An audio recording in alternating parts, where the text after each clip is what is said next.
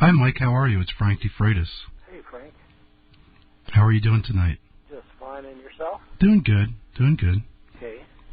Why don't we start off by having you tell people what this project that you're interested in is about and how you got interested in these holographic optical elements?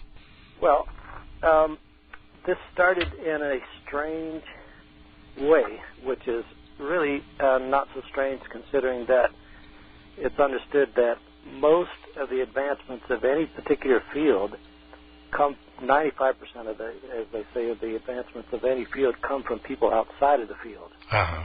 And that was sort of my experience. What happened was I was in the solar field, and I was in Hawaii and acting as a for PRI, Pacific Resources International, their commercial energy sales division. Mm-hmm. I was considered to be an energy management specialist. Okay. And DOE was having one of their last evaluations and think tanks on these large 30-foot diameter parabolic dishes. Okay. For solar electric generators. Mm-hmm. They're sort of like concentrators, right? Yeah, mostly front surface mirrored systems. Yeah. And that was a very fascinating effort for me. That was my first think tank, and I was really learning a lot. I was really awestruck by all of the work done by groups mostly throughout the U.S. And I learned at some of these meetings that, well, it's not my position just to say, oh, wow, these are great, but rather I'm supposed to look for bugs. Mm-hmm. The objective was to try to find what systems would work best in different conditions. And, of course, in Hawaii, the weather there is different than most other places, in that about every 20 minutes these high vertical tropical clouds would go by, and it would disturb the performance of these front surface mirrored parabolic dishes that were used to concentrate sunlight on a point, because the clouds would cover up the mirror, and there would be a bright cloud maybe over to the right or the left. Yeah. It would basically diffuse the sunlight.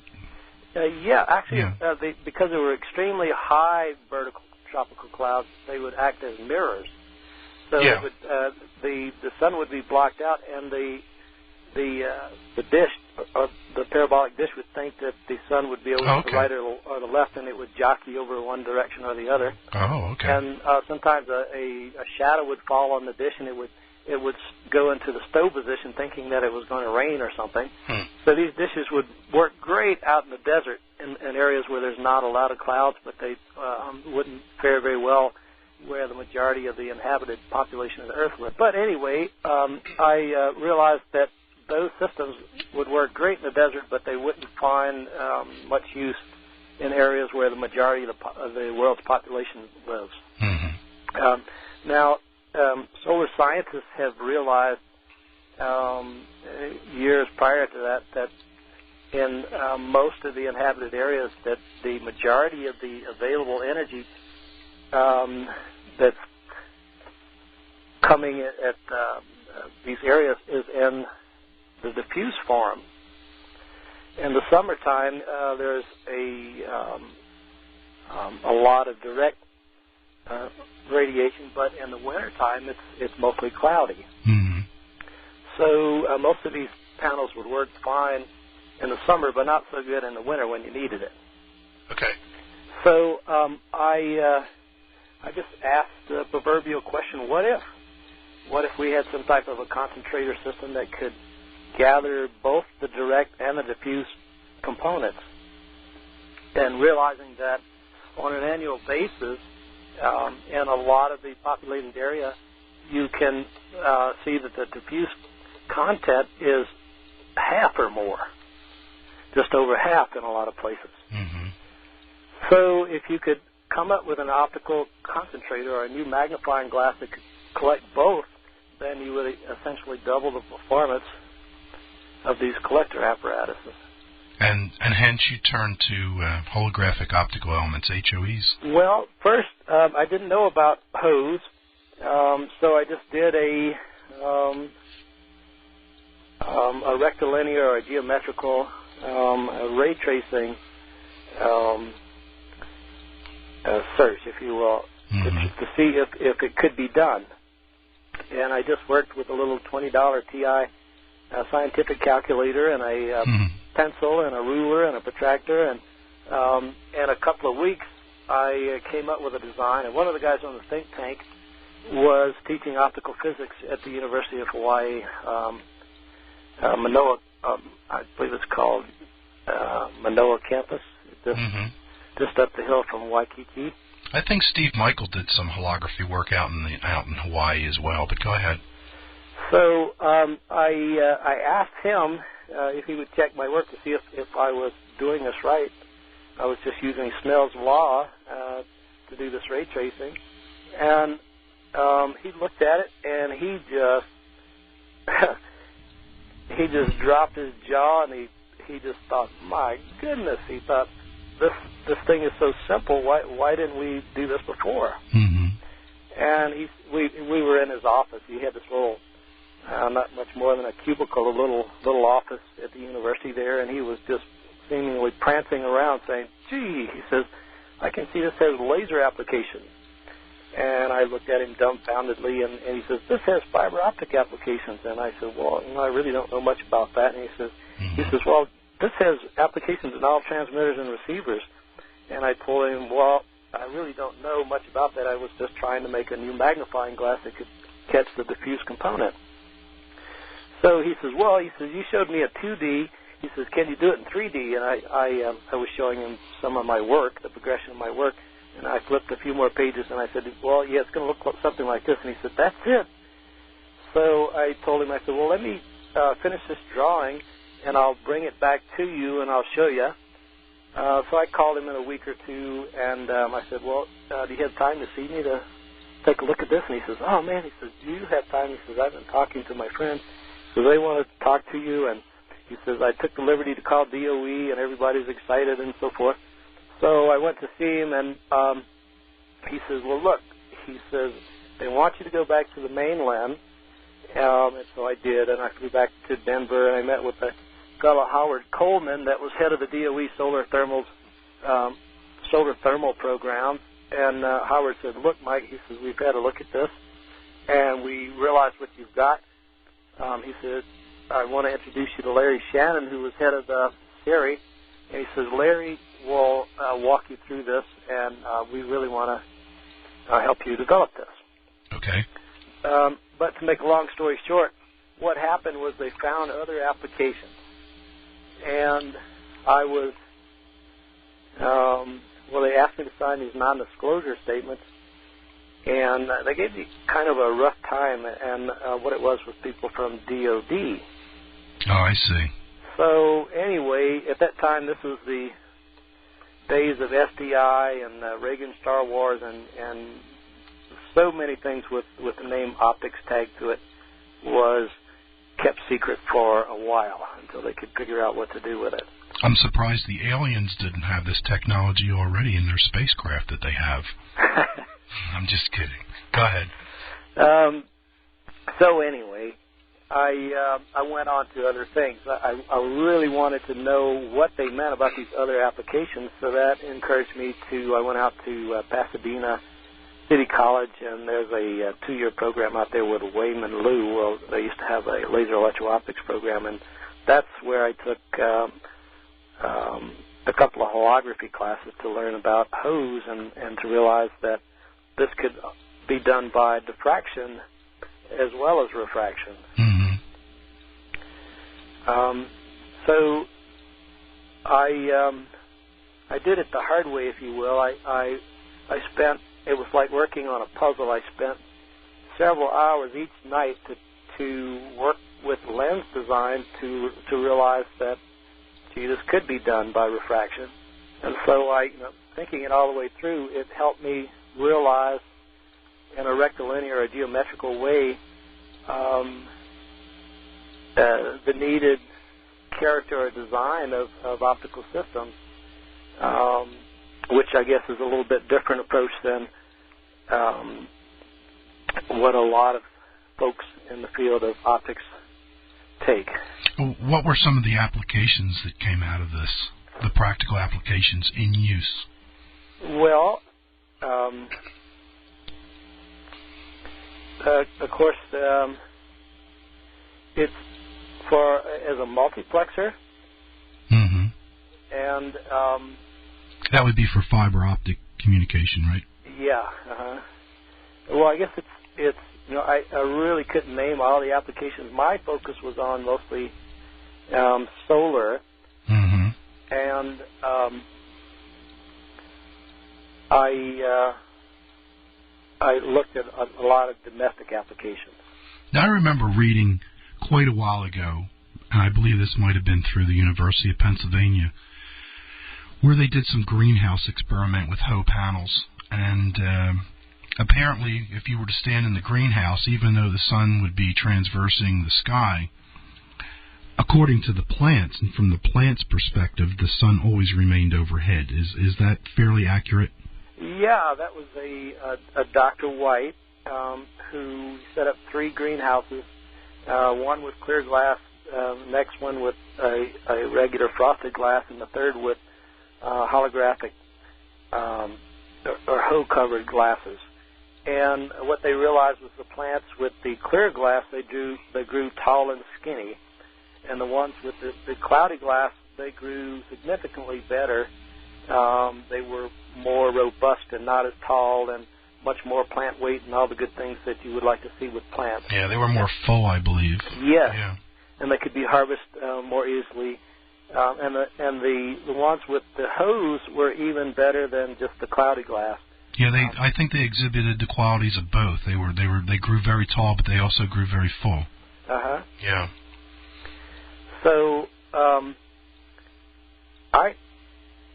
what my objective with all of this is to try to find folks in the field of holography that would be interested in kicking this back off again. I just let it lay for about 10 years. Mm-hmm. And I'm interested in, I've got a little project going right now. At the first of this year, I met over the phone, I met Jacques Ludman and John Caulfield, mm-hmm. who were working in a related area. They attempted, I don't know how far they got, but they attempted to start a company called Daylight Savings, which uses the same principle. I think Jacques Ludman actually developed those hose for the greenhouse for Dr. White over at Penn mm-hmm. State. But That's a great company name, Daylight Savings. Yeah, they think that there's going to be lots of money involved with providing appropriate daylighting in buildings. Yeah, I believe they're already in use in architecture in different areas. Yeah, but it's not really fully taken advantage of. Mm-hmm. There's not a real big effort. And these guys are they've got some money backing, or they're supposed to anyway, and they're hoping to start a big marketing effort and provide. I think they actually got a contract with a university down in Waco, Texas, to put on maybe even hundreds of thousands of square feet of these hose to direct the light in the appropriate direction. Yeah. But the problem is that with so-called passive solar or windows, even on the east and west side, the light from the sun gets to be kind of aggravating. It's people throw up curtains. With passive solar, what happens is it's sort of like driving west in the afternoon, and the sun is in your eyes, and it really throws a lot of glare, and it's not very appealing. It's not good for, as I say, visual acuity. It's literally harming your eyes. And yeah. So consequently, people haven't been really fully utilizing passive solar because of that. So could you envision this being placed within a car windshield that would divert that direct sunlight? Yeah, I think not only directing the light through the window, but also out of line of sight, maybe. Yeah, and also maybe directing the light within the window. John Caulfield got a patent on edge lighting for holograms. Mm-hmm. And there's this law of reversibility. If you look at as we see an optical train with some lens system, at the input side, the light will traverse throughout this track of lenses and so forth, and come out at the output side. And if you throw it in the light in the exact opposite direction, it will end up where the input or the incident ray was introduced. Mm-hmm. Mm-hmm. This law of reversibility. So when John Caulfield came up with this idea of these edge-lit, or at least he got the patent on the edge-lit holograms, I realized right away, well, gee, this could be used for solar hose to fiber couple to bring the light down to wherever, to storage or immediate use. Yeah. This edge-lit technology, was that originally developed to illuminate holographic images, those types of holograms, or was this more of a panel where you could introduce the light source at the edge and then have the panel actually radiate that light outward? Well, I think it was used mostly for a holographic display. Okay. Yeah.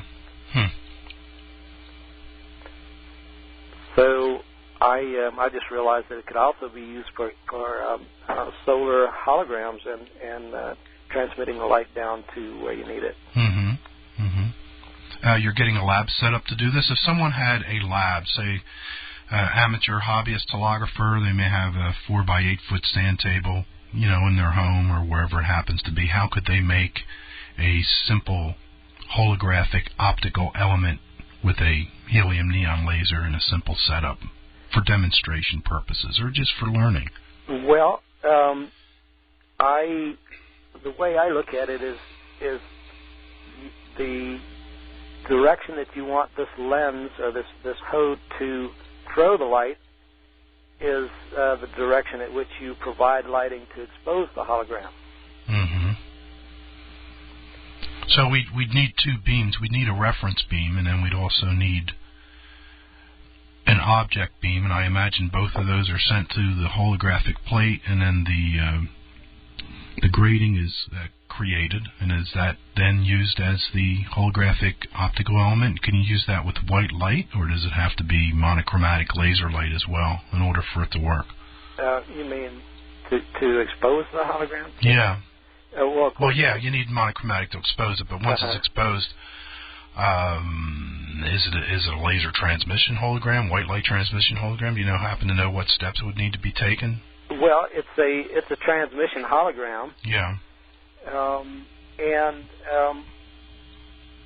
I'm not really familiar with the way John Ludman set up his for Penn State, mm-hmm. but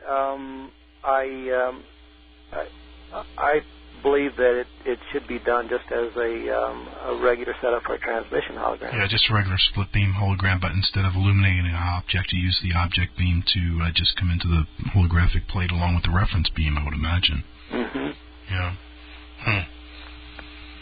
So what are your plans with this? What are you going to do with it? Well, I've got an application right now. I'm putting together a building with passive solar windows, and I'm going to cover the windows with these diffraction gratings to throw the light up against the ceiling. Mm-hmm. Do you have a website, by the way? No, I don't. Yeah.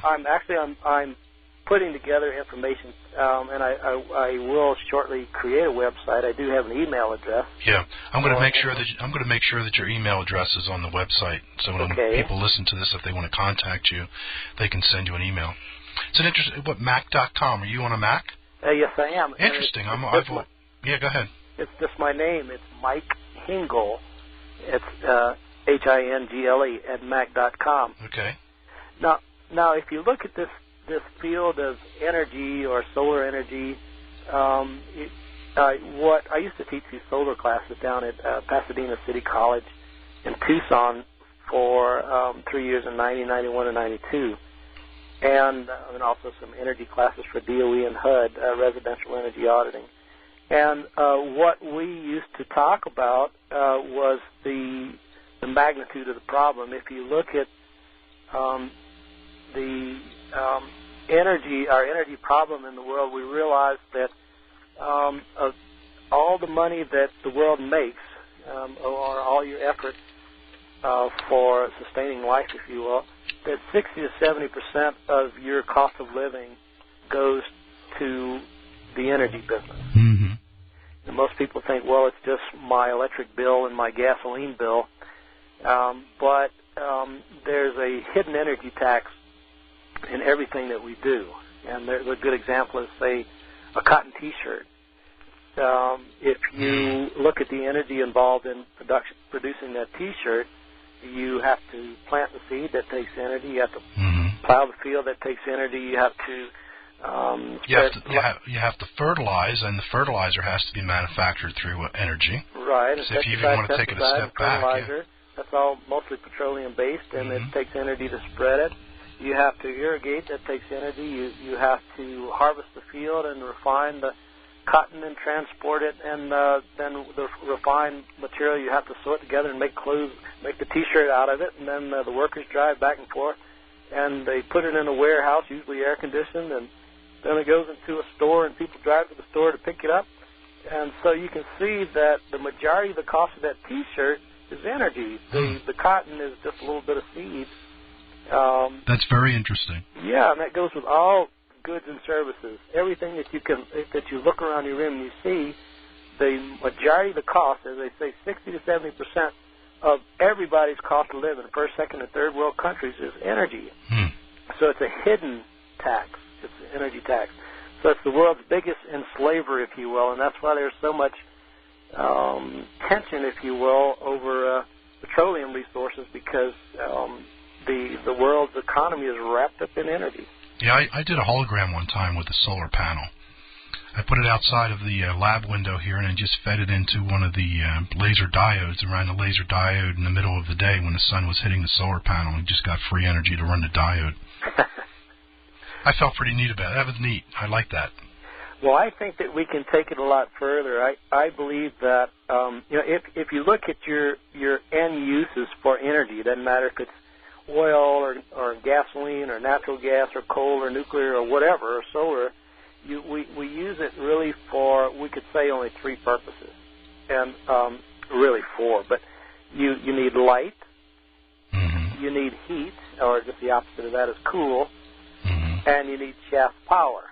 You're turning a mixer or a blender, or maybe the wheels in your car or something. So you need light, heat, and shaft power, and then of course there's communication. And so the question is, well, can we do this with photonics instead of electronics? And the answer is yes. Yeah. What's his name? Lauren, the guy that started the photonics spectra back in 1954. Oh, not sure of the name. Teddy Lauren, I believe. Okay. He wrote a neat statement in sometime in the late 90s saying that the workhorse that propelled us in the 20th century to this high industrialization and information society was the electron. And in the decade of the 90s, we found that virtually everything that we did with the electron could be done better and smaller and faster and much safer and without interference or whatever with the photons. And so they see that the 21st century will be driven by photonics instead of electronics.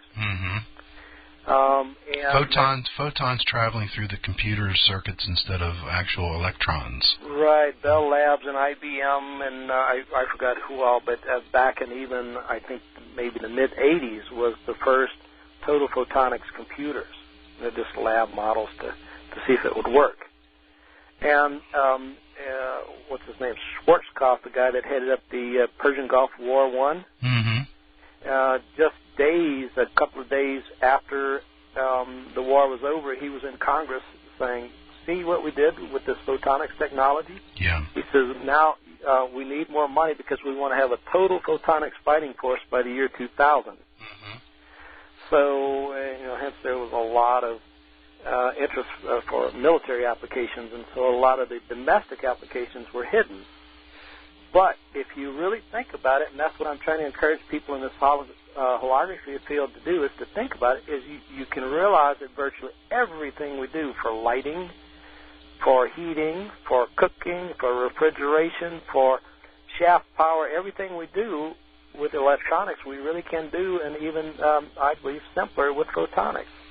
I believe there are some photonic stoves now. Am I correct with that? I think they're based on halogen technology, but it's using light to cook on. I'm not familiar with that. Yeah. I do know that they're fairly pricey, but I think they're out there. Well, what happens now with, say, cooking, for instance, you put a pot on the stove. It's either electric burner or a gas burner, typically, and you cook some meal in it, and typically 95% of the heat of that cooking job just goes out into the room. Yeah. Only 5% actually gets put into the food. Mm-hmm. And so if you use maybe a vacuum jacket and use on the inside of this vacuum, if you use totally reflective and totally absorbing surfaces, then you might say we have like a diode or a one-way mirror system so that we can make sure that 95% of the heat stays in the pot. Mm-hmm. Mm-hmm. And so this is actually being done. There's a group out of England someplace that had one of these 30-minute TV commercials that showed this, looks like a pressure cooker, that what they do, and it had some valve on the top with an indicator that they put, you know how they do, they put these meals, maybe a roast with some potatoes in there and some greens and whatever else. They throw a whole bunch of stuff in the pot, and they brought in just a couple of minutes, they brought the pot up to some working temperature, mm-hmm. and when some indicator showed that it was at the desired temperature, then they picked up the pot with their bare hands, because it was vacuum jacketed and it had these mirrored systems, and they put it in the ice box, in a freezer. Mm-hmm. And a couple of hours later, they pulled it out, and everything was done to perfection. You know how they show that on TV? Yeah, yeah. Okay, so what that did was they didn't show what it was, but I knew what it was because I had already been doing some design of those type of systems, domestic systems, showing that, yes, we can do that. What we learned in the field of optics, especially in a lot of these critical, maybe space applications for cryogenically cooled sensors or whatever, that you need to employ that degree of sophistication for systems. Well, anytime you increase efficiency, you also increase savings. Do you think there's some sort of a conspiracy going on that we're not seeing these technologies move more rapidly? Well, we need it for defense so that we can beat the pudding out of these other countries for their remaining oil. Mm-hmm. I see. Maybe that's what it is. It seems to be the situation. But, you know, I think that what we need to do is I think we're just too darn comfortable and we don't have enough people thinking in this direction. Mm-hmm. That the technology is there, and if we work together on this, we could really change the world. I've seen the light. I think we can bring this out and change everything for the better. I've seen the light. That's a great way, Mike. We've run up to 30 minutes. I want to try and keep it at 30 minutes. So is there anything you'd like to close things out with? Well, I would just like to see a team effort. I would like to see talented people in this field come together and to set up a goal, a project with a goal, and to start develop this technology, domestic use of photonics technology. Mm-hmm. Okay. I want to thank you very much for coming on the show. Well, thank you. I'll have this up probably over the holiday weekend and send an announcement out, and I'll make sure that your downloadable documents are there and also your email address, and anyone who would like to contact you can do so. Great. All right? Well, thank you, Frank. Mike, I want to thank you very much for taking the time to be on the show, and I'll talk to you soon, okay? Have a happy Turkey Day. Same to you. Bye.